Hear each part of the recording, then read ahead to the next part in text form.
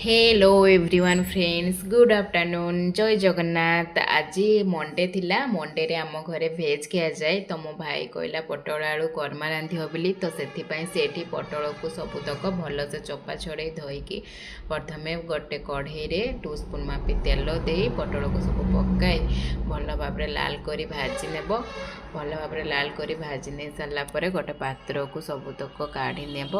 तापर आलू को मध्य से भली भाव में काटी नहीं गोटे स्पून मापी तेल पकाई आलू को मध्य से भली भाव में भाजी नेब लाल करी तो भाजी नहीं लाल करी से भली भाव में गोटे पात्र को भलसे काढ़ी नेब तो से पटल आलू करमा रांधिया ऑलरेडी अदा जीरा पेस्ट बन के ऑलरेडी से रखी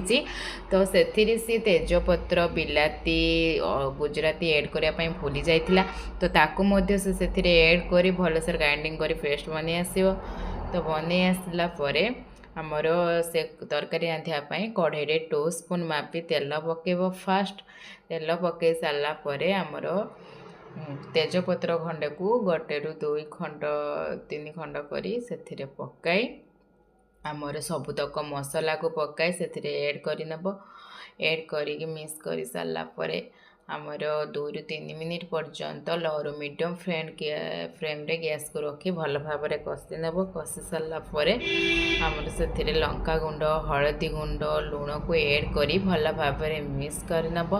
मिक्स कर सारा पटल आलू करमा रांधियापाई ये आमर क्षीर दरकार हुए तो से गोटे कप क्षीर ऐड करी फुटाई नेब तापर पटल आलू भजा को मध्य से ऐड करी मिक्स करी भल भाव में 2 ରୁ 3 मिनिट पर्यंत कषि नेब कषि सारा पुणी थर गोटे कप क्षीर ऐड करी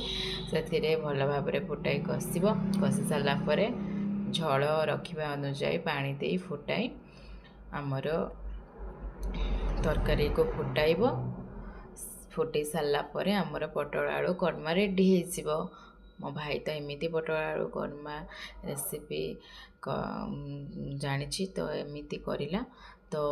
आमे तो खाइलु बहुत टेस्टी लगला तो आपण मैंने केमिति पटल आलू करमा रांधती कमेंट माध्यम रे जणांतु आम रेसिपी रे जदि किछि भूल भी थाए त्रुटि भी थाए ताको मध्य कमेंट रे जणांतु वीडियोटी भल लागितिले लाइक शेयर सब्सक्राइब करंतु रहुची जय जगन्नाथ समस्ते भलरे रुहंतु खुशी रे रुहंतु।